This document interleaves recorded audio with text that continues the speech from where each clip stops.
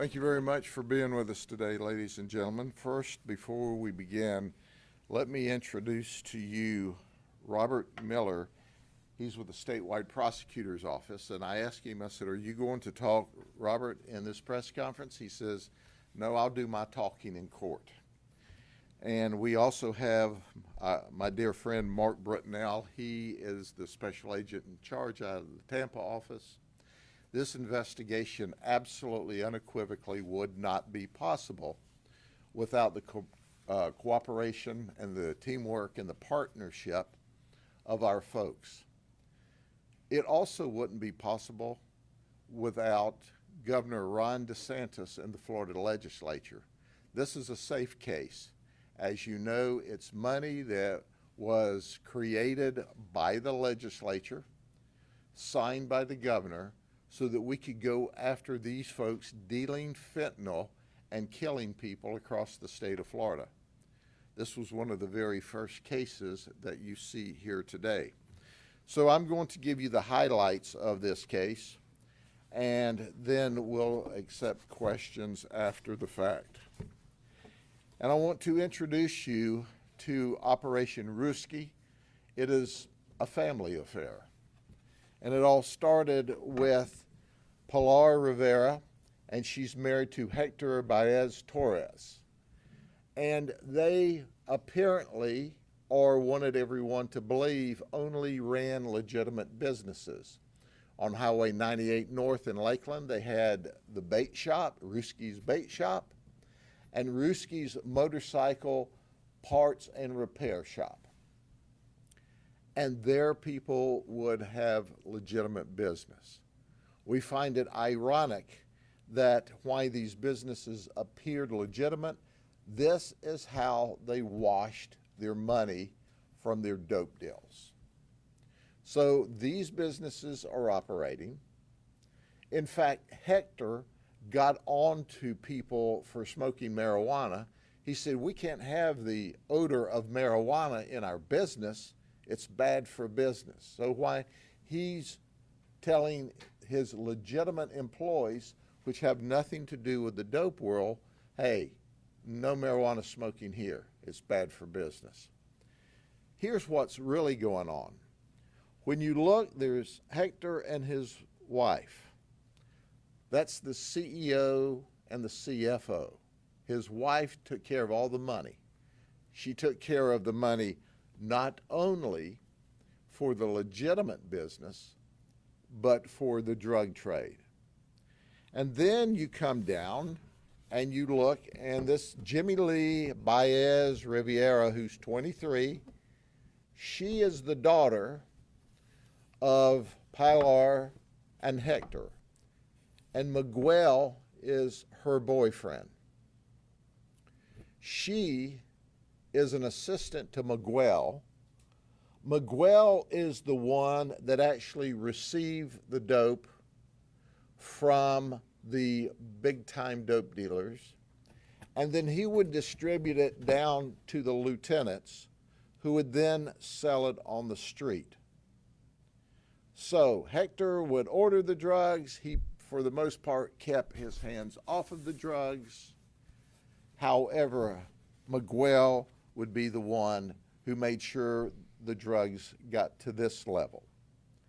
Everyone boxed in red here is charged with racketeering. So when the investigation began, we thought, well, heck, we've got street-level drug dealing. We were buying fentanyl. Do you see this? I mean, what else do you put in a Ziploc bag? Yeah, that's right, a commercial Ziploc bag this size.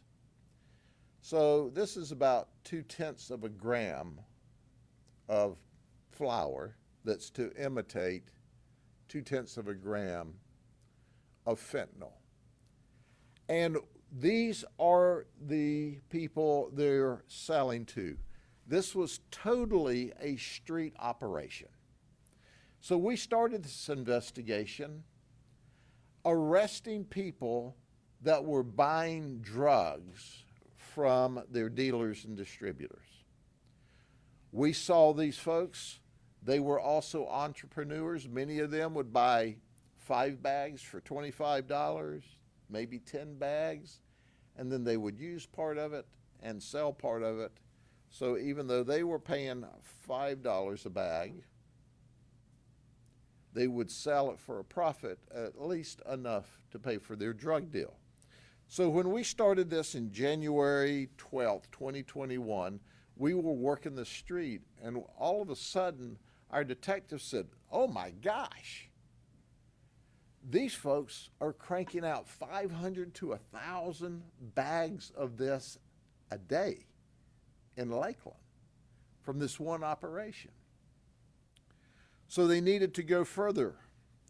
So we set up wiretaps, or communication interceptions, through warrants. We saw that this immediately went across county lines. We were already working this investigation with FDLE and the safe money, and we always need our statewide prosecutor. Ashley Moody is the best, and she's on this, and she gave us the team of statewide prosecutors. So what did this tell us? It told us, okay, now we figured out that Pilar and Hector are the top of the organization. We defined the hierarchy. We figured out the next level was part of the family affair. We figured out who they were.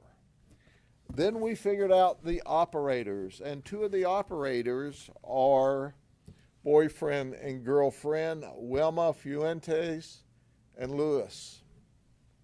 We also figured out that as these people at this level were arrested, they would quit letting them deal dope. They would distance themselves. We also figured out that because of the intricacies of this operation, our interception of communication solidified our racketeering charges. Now it's interesting. On June the 20th, our folks served a total of 6 search warrants. One was served by FDLE and Osceola. We served the other 5 here. And we seized a lot of things. We seized motorcycles. We wiped out and seized everything from the bait shop because we were able to funnel the money and see it follow back up to be laundered at the legitimate places. We seized guns. Ladies and gentlemen, I say this every time, and I'm going to say it once again, and you'll hear it the next time. People who want you to believe that drugs are low level and nonviolent are either mentally insane or they're flat out lying to you. We see 2 names in red here. This drug killed at least 2 people from fentanyl overdose. Now, we didn't track all of these folks. We arrested a total of 64 people. So we don't know how many others we Narcaned or were Narcaned to save their lives, or how many of these others of just this snapshot, because we quit arresting these street level people because it was putting heat on our ability to move up the chain of command. And then you have the guns. You know, Louis Vuitton. How many of you have a Louis Vuitton semi-automatic rifle? Hey, you ought to be trendy while you do this. Or when we went to serve the search warrant on Miguel, here's the interesting thing about Miguel. You know what happened? He had his gun. That's right. He had his gun he hid in the attic. We were sure that our detectives were going to end up in a shootout with Miguel. But after an hour and a half, our hostage and our negotiators, our hostage negotiators, and in this case, our barricade negotiators, talked him out of the attic, and we were able to arrest him and take this gun without a shootout. That's the talent of these detectives that worked this case. We seized legions of property, as I talked about. I've got to tell you about Miguel. Miguel earned $1 a bag for every bag he sold. Well, you think about it. $500 to $1,000 in cash a day is not bad. And Miguel told us upon his arrest, 30 years for $1.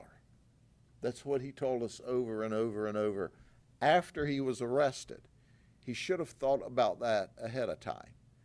Then he would have put his head in his hands and tell the detectives, I can't believe it. 30 years I'm going to get. 30 years for $1. Finally, he figured it out. But that wasn't all. He managed to have his wife tied up in it, or his girlfriend tied up in it, and her mama and her daddy. We figured the gross income was about $2.7 million during this operation. It's interesting that as we served these search warrants, that you had Wilma. Wilma wanted to kind of be on the sideline, but she delivered dope when Lewis was not available. Let me tell you what we discovered during the investigation. Lewis didn't miss his meals. Everything stopped while he had a lunch break. Everything. Well, Wilma would deliver the dope when he was on a lunch break. So his lunch got her wrapped up in a racketeering charge. We thought that was humorous. It's interesting that they said that when they were doing the undercover operation, they would see these folks buy 1 bag, 5 bags, 10 bags, resell. Then when their IRS money came, they would be buying 100 bags or 150 bags at a time. So IRS money contributed to the drug running and the drug using and the drug selling on the street level. Now, we could literally talk for a long time about all of the nuances of this case, but I think you've pretty well figured it out. Guns and dope equal violence and death. And why these fools can't figure out the obvious that we all understand is a surprise to me every day. But I want to turn this over once again to my colleague and my friend who is in charge of a great group of agents for FDLE who work with us every day on long-term, big-scale investigations. Thank you, Sheriff. Good morning. On behalf of Commissioner Mark Glass, I'm Mark Brutnell, the Special Agent in charge for FDLE Tampa. I'm honored to be here today to stand alongside Sheriff Judd and our investigative team in the back. You guys did an amazing job on this case. Today's arrest, the Sheriff spoke about, is a SAFE case. The SAFE program, otherwise known as State Assistance for Fentanyl Eradication, was signed into law by Governor DeSantis a year ago, this upcoming Monday, July 1st. Of 2023. The Polk County Sheriff's Office was ready and willing and able to help out in this cause. This case here was the first SAFE case in the state of Florida. It was signed on in July 14th of 2023. And like the majority of our SAFE cases, this was a case that was targeting drug trafficking organizations that were peddling poison to our citizens. So I pulled the numbers for the statewide SAFE initiative for the first year, and they're very, very impressive. So to date, we've had statewide 110 SAFE investigations across the state. We've had $14.7 million obligated towards these investigations. And the numbers speak for themselves. We seized over 37 kilos of fentanyl, 30,000 fentanyl pills, 55 kilos of cocaine, 20 kilograms of methamphetamine, almost $500,000 in currency seized. To the sheriff's point earlier, 72 firearms, and an astonishing 410 arrests. And that does not include this case. Again, these target the drug trafficking organizations to try to keep our families safe. I'm not going to say that the sheriff and I are very competitive, but we're very competitive. So those cases, the Polk County Sheriff's Office has been a stalwart in this. They have probably the most cases of any agency in Florida. The Tampa Bay region, I'm proud to say, has had a very good response to this SAFE program, and we've put a lot of bad people in jail that deserve to be in jail, and we've taken a lot of drugs off the street. It's not for a lack of trying, it's for partnerships, as the sheriff spoke, between Attorney General Moody's office, FDLE, the Polk County Sheriff's Office. The teamwork is amazing, and I do expect us to be here a lot more with SAFE cases moving forward, as the legislature and the governor have, for this upcoming budget, have again assigned us lots of money to keep this initiative going. So again, I want to thank everyone in the back room, investigators, great job. I'm very proud to stand here for this case. Thank you very much. Thank you, Sheriff. Before I open the floor up to questionings, I want to highlight once again, the SAFE money allows us to operate at bigger levels, at higher levels, because it allows us to deal with kilos of fentanyl and to be one of the big guys, one of the big dope dealers, except that we're not. We're the dope cops, and we're able to interact. So the legislature, which normally doesn't get the credit, the Governor DeSantis, which normally doesn't get the credit for a big drug case, understand that because of their leadership, we're able to save lives in the state of Florida. And that's what we've done by taking this fentanyl off of the street. And once again, look at the guns and look at the drugs and look at the dead people and tell me, why is it a good thing to legalize mind-altering drugs? And all across this nation, in Oregon, in California, we've seen them either decriminalize or reduce felonious drug charges to misdemeanors in California, where they don't hold people accountable, while the people of this country and of this state and in this county are dying from drugs. We're going to do all we can to protect your children and keep them safe. We're going to do all we can to make sure that people don't die as a result of the drug or of the gun. But look at this once again. When you have this kind of gun, we have detectives that are facing this in order to keep this country and this state and this county safe. And they do it every day and every night while you're able to sleep peacefully in your home. Questions? Sheriff, a lot of us know Pilar and her daughter because they were related to that 3-year-old boy who was tragically killed in Lakeland earlier this year. Should we assume, what are your thoughts about any connection between fentanyl trafficking and that shooting? Well, Hector and Pilar are the grandparents of the 3-year-old that was murdered in a shooting in the city of Lakeland. The city police department is investigating that case. That is their other daughter, not this daughter. How did the shooting occur? Guns. Why did the shooting occur? Drug deal gone bad?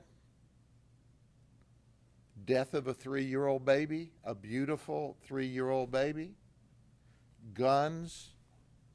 Drugs? We've got to understand.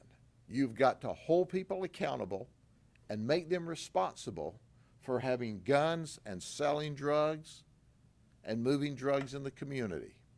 Because if it weren't for these people using, these people couldn't sell drugs. But it's already cost Hector and Pilar a beautiful 3-year-old grandchild. But it's not related to this investigation. That was his other daughter And I'm not saying it was not part of their drugs someplace else, but it didn't wrap in this investigation. Is DCF taking custody of any of the children? I'm not sure the current status, but I can assure you of this, that we report to DCF. And there some of the charges. This is why, you know, they just don't pay any attention, okay? They don't think it's going to occur to them, but let me show you this picture once again. If you see Jimmy Lee, who is a beautiful young lady, and Miguel, a sharp-looking young man, you think, oh, that's a nice couple. They had a room dedicated to packaging this. It was the room directly across from the playroom of the 2- and 4-year-old child that they had together. And DCF knows that, and that was reported to DCF when we arrested them. So they are packaging fentanyl that he's wearing a mask for to protect him, and yet that's going on in the room adjacent to where the 2- and 4-year-old children played. You think it's a problem? I know it's a problem. So all those people on the bottom 2 rows were buyers and And- also maybe sellers? Yeah, they were reselling on, some of them were reselling, but they were purchasing to use. And some of them, the entrepreneurs, were purchasing enough to resell so that they could make enough money to pay for their drug habit. Do you know which 2 died? They're in red here. Okay? Sheriff, I was just wondering, where was the fentanyl coming from? Is there ties or connections to another country? Right. Well, obviously, here's this drug supply. But we know that the fentanyl's coming out of Mexico. As we've discussed in our other investigations, it's coming out of Mexico. Sinaloa is where a lot of it's coming from. And it's coming into California. It's being distributed. I had an ABC Los Angeles reporter here 2 or 3 weeks ago talking with me because they're distributing it all over the nation through LAX. And in addition to that, if you watch that 3 series or look it up, nobody's policing for it at LAX. No one. At the end of the day, that's where it's coming from. We, on one of the previous operations, safe operations that we worked with our colleagues from FDLE, we tracked it to a safe house and couldn't get the Los Angeles Sheriff's Office to knock on the door with us to serve a first-degree felony Florida warrant because they don't knock on doors because it's dangerous. Well, that's why it's dangerous, because you're not putting anybody's butt in jail.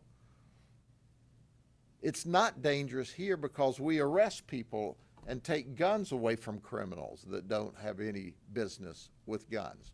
But that's not happening in Los Angeles. So the flood of drugs here is being enabled by the crazy policies in California, and it's flooding across our porous border. It's a train wreck every day. And yet we watch government officials elected at the national level, the federal level, and the state level do nothing while your relatives die in the United States because of their lack of interest. That's not happening here. We care about your relatives and your children, and we're going to do everything we can to keep them safe. But when the sale of drugs like this can cause a 3-year-old baby to be murdered, that's a scary thing. Why did this take 3 years? Is that typical for an undercover investigation? Because we started working this at a street level thinking it's just another street case, okay? And then it was, whoa, this is not just a street case. And then it was, well, there's legitimate businesses that are fronts that are being used to laundry. So then we go through the wiretap process, and that's another process. And then we end up with the search warrants. But this is not the only case we're working on in the last 3 years. You have seen us over and over and over do big, safe cases with a lot of fentanyl. And it's not just because we were working on this one case, but we're working on a lot of other cases, just like we're going to be here before you in the future months talking about other big cases. Well, they're being worked on while this one's being worked on, while the others are being worked on. So quite frankly, there's enough volume of this, it just takes a while to get to it all. And this one we saw got extra complicated. These people were good. You didn't see them selling drugs at a local level out of their legitimate business. Now, why? Because they didn't want to put heat on the legitimate business. Hector's getting on guys, don't smoke marijuana here. It's bad for business. So it was a complicated investigation. The detectives were fantastic, but they were working a lot of other major investigations at the same time as well. So when you put it all together, it took a little while to get it to where it is today. Sheriff, did you say how long they've been doing this? Like how long they've had the legitimate businesses, how long they've been? I don't know how long they've had the legitimate businesses. We started looking at it as a street case in 21. And then during this investigation, because our detectives are simply the very best, we go, hey, this is tied to these guys who are running this business. Then then it takes a while to develop and write your probable cause. It's not easy to get an intercept. Right, but it was like millions of dollars they laundered, you said, so Yeah. they've been doing it for a long time, do you know? Not a long time. I mean, when you're selling 500 to 1,000 bags a day, you know, they're cranking out some street dope. If you don't think that there's a lot of street dope being used and sold, that means you're either naive or we've done a real good job of keeping these dopers away from what I call civilized, normal, law-abiding society. Sheriff, is anything the department can do to stop the drug floating over here before we go to this kind of operation? Yes, sir. Thank you for asking that. Is there anything we can do to stop the drug flow? Yeah, we can seal off the border. We can quit letting the criminals flow across this border and bring in their drugs. We can cut that. It's a wide open faucet now. We can ramp it down to a drip. I'm not naive enough to tell you we can stop it all, but we could bring it down to a drip. But that gets into other policy, federal policy. What's the president doing? You know, this political office, that political office, but the bottom line is the criminals are pushing illegal immigrants across here, and these illegal immigrants want to come here to do better for their family. So while all the officials are tied up with the infrastructure and dealing with these folks, then they're flooding victims of human trafficking and drugs and guns across the border here. The cartels are manufacturing floods of people to tie up the resources while they flood dope across this country to poison us in the United States. So the cartels are taking advantage of the horrible border policy, and the federal government gets an F. So, in reading the affidavit, a lot of these deals took place at McDonald's, Walmart parking lots, Publix parking lots, and clearly could have gone sideways very quickly. Who picked the drug deal spots? Usually the drug deal spot is picked by the guy that's delivering the drugs where he feels comfortable. If we can control the drug deal spot, we want it in the most remote area possible. The drug dealer doesn't want that. He wants the crowds of people around so he or she can blend in. So that raises the risk to the community as well. We have systems and processes in place to minimize the exposure and the risk to the public. But understand, these dope dealers want to do their drug deals in a very crowded parking lot. They're evil people. They don't care about you. They don't care whether you die or a 3-year-old dies. They don't care whether there's a shootout. Do you think these shootouts in the streets that you're seeing over in Tampa right now are because the chess game went bad last weekend? No. It's a drug deal gone bad. Are gangsters fighting for territory for drug deals? And until we turn the heat up on the rule makers across this nation that, hey, we're tired of it. We're tired of the shootings. Now, do you see them running and gunning every night in Polk County? No, because we're on their butt every night in Polk County. But you see it all across the nation, and you see innocent people dying. And it's all about this and territories. That's what it's about. Anything else? God bless you all. Have a great weekend.